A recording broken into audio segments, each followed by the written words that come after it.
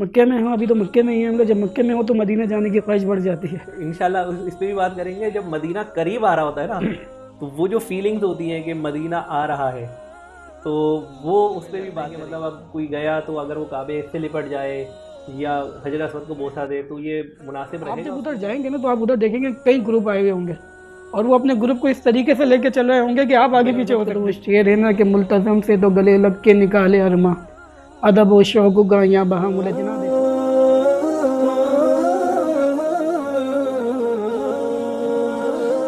जब मक्के पाक में हम आए तो हमने जब उम्रा करने से पहले ईशा का वक्त था, तो हमारा जो ग्रुप था तो उन्होंने कहा पहले नमाज़ अदा कर ली जाए। तो उन्होंने मुझे आगे कर दिया कि आप नमाज़ पढ़ाएं।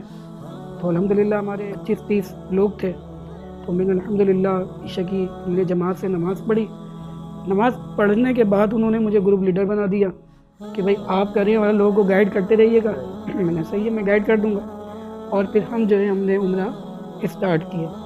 वहाँ मैंने करने से रात में पहला उम्रा रात में जी रात। और मैंने उससे पहले तमाम लोगों को ये है कि जमा किया और उनको बताया उम्रे का तरीका कि अगर कोई आगे पीछे हो गया, देखिए उधर रश का टाइम है, सही। अगर कोई आगे पीछे हो गया तो उसको पता होना चाहिए कि उम्रा किस तरीके से होगा, तवाफ़ किस तरीके से होगा।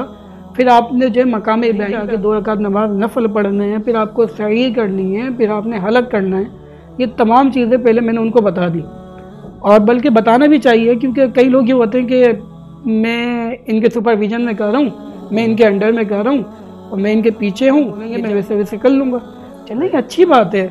आप जब उधर जाएंगे ना तो आप उधर देखेंगे कई ग्रुप आए हुए होंगे और वो अपने ग्रुप को इस तरीके से लेके चल रहे होंगे कि आप आगे पीछे हो सकते हैं। तो आप जब जाएं तो पहले गाइड कर दें अपने लोगों को, और जब उनको समझ में आ जाए फिर आप उनको लेके जाएं। तो फिर मैं इसी तरह निकला और मैंने जो अल्हम्दुलिल्लाह अपने 7 चक्कर मुकम्मल किए और मकाम इब्राहिम पे आके नफल पढ़े। फिर मैंने आब ज़मज़म, सबने बस आब ज़मज़म पिए।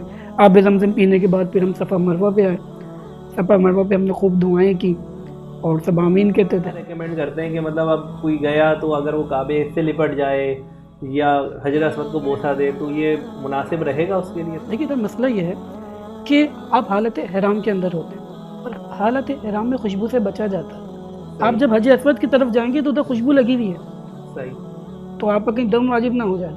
यानी अगर मैंने जाकर बोसा देने की कोशिश की या मैं जो है गिलाफ काबा से लिपटा, तो डाउट यही है कि क्योंकि उस पर इतर लोग उमूमन लगा देते हैं और ख़ुद वहाँ पे भी इसका एहतमाम किया जाता है, तो जो है वो दम वाजिब आ सकता है अगर खुशबू इतनी तेज़ हो कि वो आपसे लग जाए। उमूमन नहीं, ये तकरीबन लगी हुई ही होती है हज अस्वद के ऊपर। और इसी तरह मुस्तजाब पे आप आते हैं कि मुस्तजाब पे फरिश्ते आमीन कहते हैं, मैं यहाँ से लिपट के दुआ करूँ, तो वहाँ भी जो है लोग इतर लगा देते हैं। तो इसलिए बेहतर ये है कि उससे दूर रहा जाए हालत एहराम के अंदर। हाँ, आप सिले हुए कपड़ों में हैं, आम कपड़ों में हैं, कैजुअल जो ड्रेसेस होते हैं आपके, उसके अंदर हैं, तो आप जाके चिपटे हैं लिपट के। तो वो शेर है ना कि मुल्तज़म से तो गले लग के निकाले अरमा, अदब व शौक गाया बहा मुलजना। देखो तो आप मुल्तज़म से लिपटें, चेहरा लगाएं, सीना लगाएं, सब कुछ करें, आप दुआएं करें, लेकिन यहाँ पे ये ख्याल रखिएगा कि किसी को तकलीफ़ ना हो, क्योंकि मुल्तज़म के ऊपर जब आएंगे आप रश देखेंगे। हज अस्वद को जब आप बोसा देने जाएंगे ना तो उधर आप रश देखेंगे। तो अब ये नहीं है कि उधर तकलीफ़ देखे वह लोगों को जो है जाएँ और लोगों को तकलीफ़ हो, क्योंकि यहाँ एक नेकी 1 लाख के बराबर है तो गुनाह भी 1 लाख के बराबर है। तो मुल्तज़म पे आएँ तो देख लें, रश तो नहीं है, लोग तो नहीं है, फिर वहाँ आके आप लिपटें कैजुअल में। एहराम की हालत में उधर इतर होगा तो उससे बचिएगा।